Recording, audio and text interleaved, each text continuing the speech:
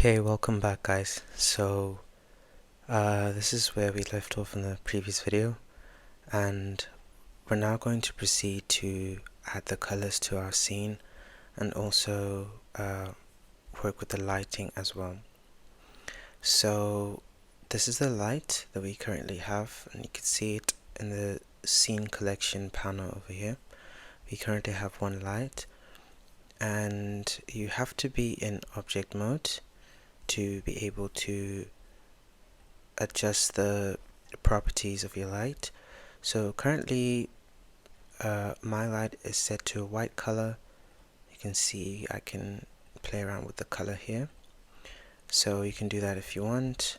I will just undo that and just go back to the white color, and the power is set to 500 watts. You can adjust this. You can set it to, if I set it to 100 watts, it goes very dim. If I set it to 1000, it'll go very bright.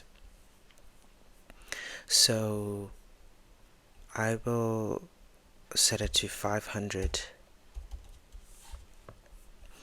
and I will have a few of these lights.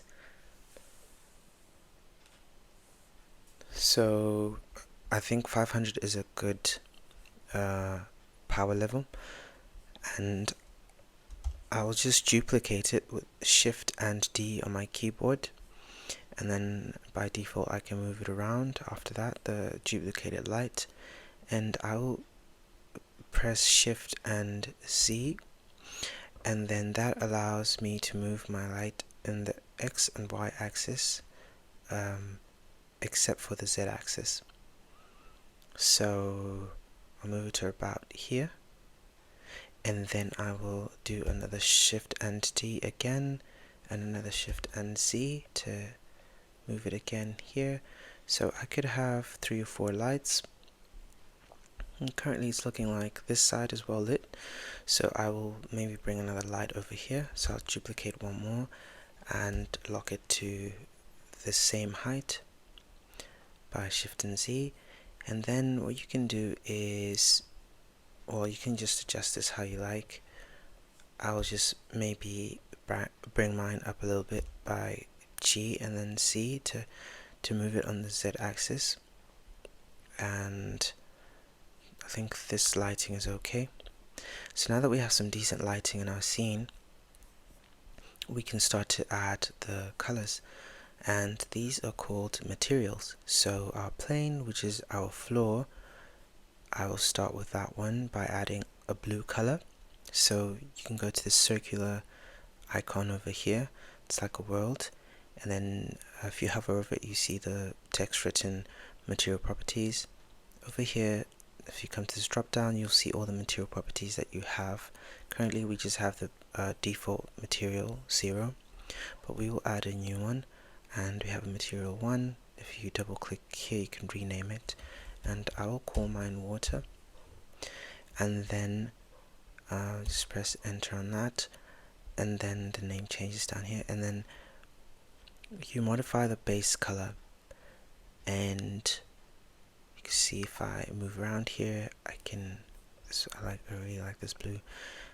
So you can select a color that you really like. You can adjust the darkness by moving this over here, but I really like this one, so I'll leave it as is. And so now I have my first color of the water, and then I want to add another material or another color for the trunk of my tree. I'll come here and I will add a new material and name it trunk. Enter, rename that, select a bit of oh, that brown was nice, one of these browns. Let me see,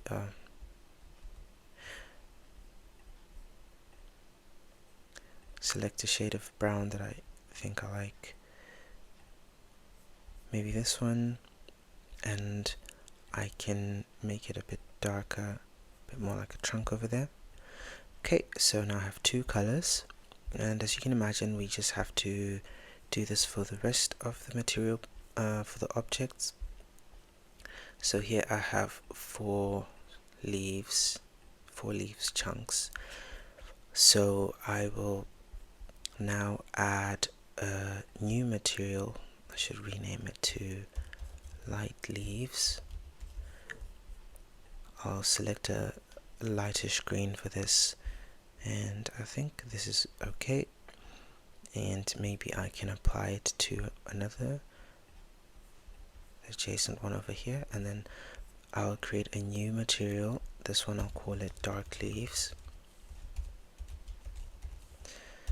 and I will select a darker shade of gray, maybe just gray, of green, sorry, and bring down the brightness.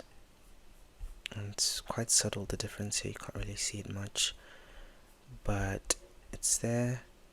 So now I have my, oh, it looks a bit strange, so let me use more of these dark leaves and just one patch of the light leaves here. Alright, so just like that, we have now our colors. If I press 0 to look through my camera, it looks quite decent, I think. And then we just want to make this water surface sort of reflective. So to do that, we come in here under render properties, and we do the screen space reflections. So mine is on by default, but I guess we have to play around with some more properties to make it very reflective. So to do that, you currently see I'm in the layout pane here. If you come to the shading and just make sure you're here in preview mode, this is like now you see the world color.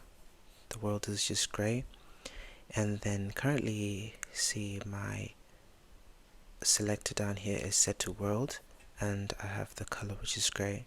So I'll just take advantage of this right now and alter the background of this world to make it like a dark blue, so that it looks like it's kind of like in the night. And if I look through my camera, it will look a bit like this. I can, well, I think that's fairly decent. And to make my water now reflective, I gotta come back to the objects, because I was in world, which is why I was able to alter the color of this world. But come back into object, and then I have my, you see we have this thing called principled BSDF. It has more properties of the, this object that we're currently editing, and we have here roughness, which is 0.5. If we put that to 0, you'll see that now it's very bright, and actually it's so it's very smooth, and we can see that tree in the water there reflecting. You can even see the lights bouncing off that water. And we have metallic as well. I think if I switch this to 1, the color will go away, I think. Yeah, because it's but now it's even, I guess it didn't go away, it just got darker, and it looks even nicer. Is it this one? I don't know what this is. This is the light. I can't tell what these two globes are. I think it's the lights, could be. So you can adjust your metallic to a value that you think is decent, and you can get your nice reflection over here. So you saw in the, we go into screen space reflections here, and then you can play around with these values around here, and then you need to come in here and adjust the roughness, set it to 0, and then the metallic as well. And we have now a decent looking tree. Alright, so we can actually render this image right now. So remember 0, if you want to adjust your camera, then press N on the keyboard, and then come down to view, lock your camera to view, and then this way you can adjust a little bit, and you can close that down. And then when we render our image, there are two rendering engines actually, so there's Eevee, and then there's Workbench and Cycles. So there's three, but normally you could use Eevee, which is the default one, and then Cycles is the more powerful one. It has like real image tracing, so it traces like the light rays and gives it like a more realistic like visuals, as though like if it was like real light rays bouncing on your object. And you might need to use a GPU if you do have, so because it takes a while on the slow machines.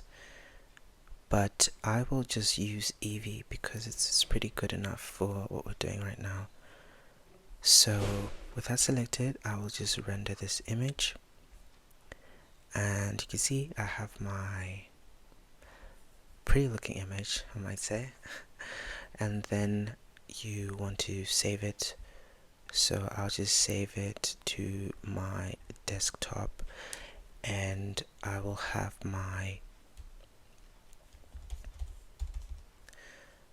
colored tree, I'll call it. Alright, and then save, and then if you go into that location and open it, I will see it. So if I go to my desktop right now, I see it right here. But I guess I can't really open it from Blender. So yeah, this is it for this video. You can exit out of your camera now, and then in the next video we will add the lamppost. So I'll stop this video here before it gets too long, and then see you in the next video.